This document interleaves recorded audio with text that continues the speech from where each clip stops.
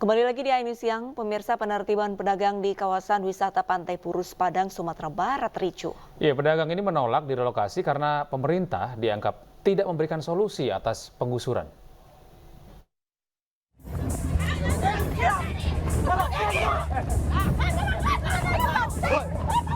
Pedagang mengamuk saat petugas menyita kursi-kursi dan lapak berjualan yang berada di pinggir pantai wisata Cimpago, Kecamatan Padang Barat, Kota Padang.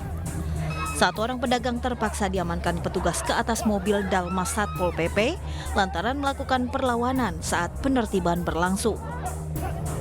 Sejumlah pedagang juga melemparkan barang jualannya sebagai bentuk protes terhadap kegiatan penertiban yang dilakukan petugas.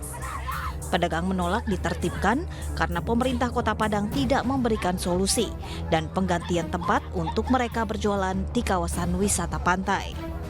Kita mengharapkan begini, Pak. Ini demi perut, buatlah aturan seperti dahulu. Mulai berjualan diizinkan dari jam 4 sampai jam 3. Insya Allah pedagang ini patuh, Pak. Tapi kalau dilarang, pertanyaan mereka mau apa?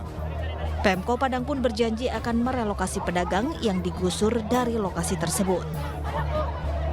Tidak diinginkan.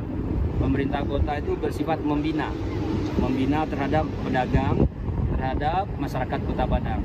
Dan insya Allah nanti kami semuanya sedang berpikir bagaimana mencari solusi terbaik bagi para pedagang yang ada di sini, sehingga tidak ada satupun yang terkorbankan dan Pantai Padang ini bisa kita jaga kebersihan, ketertiban dan keindahan sehingga mengundang para wisatawan datang ke sini secara nyaman.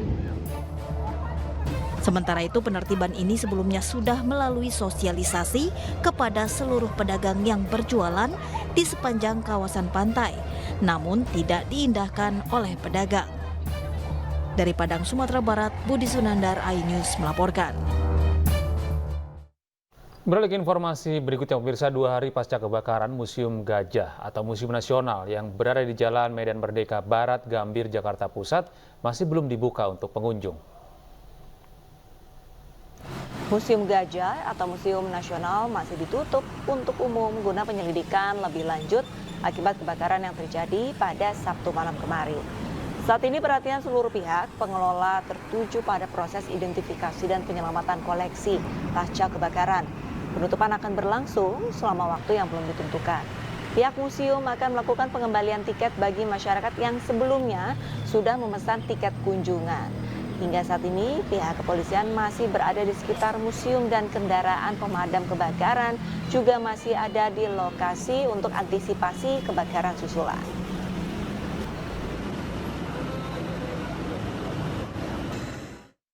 Pemirsa, krisis air bersih dirasakan sebagian warga ibu kota Jakarta. Ya, lebih dari sebulan krisis air bersih dialami lebih dari 2.000 keluarga di wilayah Kalideres, Jakarta Barat. Warga pun terpaksa menggunakan air sumur untuk kebutuhan mencuci dan mandi. 2.500 keluarga di Kampung Tabaci, Jalan Utara Jati Raya Pegadungan, Kalideres, Jakarta Barat mengalami kekeringan air bersih. Demi mendapatkan pasokan air untuk mandi dan mencuci, warga rela antre air sumur di salah satu rumah warga. Sementara itu untuk air minum dan memasak, warga masih kesulitan. Krisis air ini terjadi karena terhentinya pasokan air dari Pamjaya. Beberapa pihak berusaha membantu suplai air bersih untuk konsumsi warga dengan mengirimkan truk tangki air seminggu 2 kali.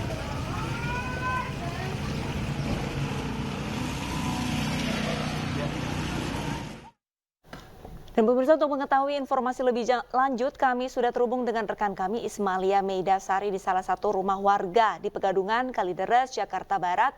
Selamat siang Ismalia, bagaimana kondisi warga yang kekeringan? Apakah mereka sudah tercukupi untuk memenuhi kebutuhan air bersih? Ya, selamat siang Arlista Gede dan juga pemirsa. Saat ini saya memang berada di Pegadungan, Kalideres, Jakarta Barat, yang dimana di wilayah ini mengalami krisis air, terutama krisis air bersih. Dan tadi pagi memang saya sudah melihat ada warga juga yang berusaha untuk memompa air dari dalam tanah, yang dimana mereka berusaha untuk mendapatkan air untuk sekedar mencuci.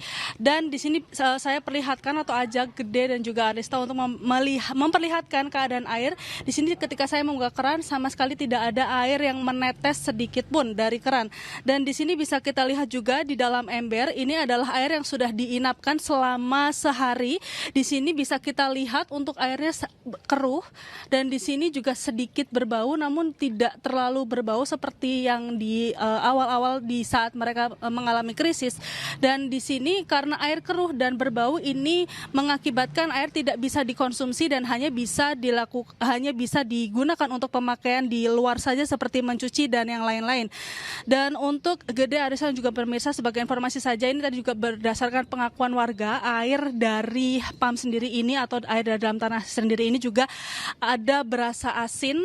Namun mereka juga tidak mengetahui dari manakah rasa asin tersebut. Dan memang seperti yang sudah disampaikan Gede Arlisa dan tadi di depan, memang juga dari berbagai atau pemerintah daerah sudah mendapatkan bantuan di daerah di wilayah tempat saya melaporkan ini, namun hanya seminggu 2 kali dan secara bergilir setiap RT, karena tidak hanya RT 7 saja di tempat saya melaporkan, namun juga RT 4, 5, 6, 7, dan 10 ini juga mengalami krisis air. Dan bantuan dari air tersebut dari PAM Jaya dan juga BPBD. Namun para warga ini juga masih mengeluhkan karena bantuan dari pemerintah setempat yang hanya 2 kali seminggu ini, mereka masih merasa kekurangan untuk memenuhi kebutuhan air untuk kebutuhan sehari-hari, dan para warga ini berharap supaya kondisi ini kembali menjadi normal sehingga mereka bisa memenuhi kebutuhan sehari-hari dan beraktivitas kembali normal. Gede dan Arista. Iya, baik, terima kasih atas informasi Anda, Ismalia Medasari melaporkan dari Kalideres, Jakarta Barat. Pemirsa, karena saling ejek, 2 kelompok remaja saling serang di Pinang Ranti, Jakarta Timur. Anyusi akan segera kembali.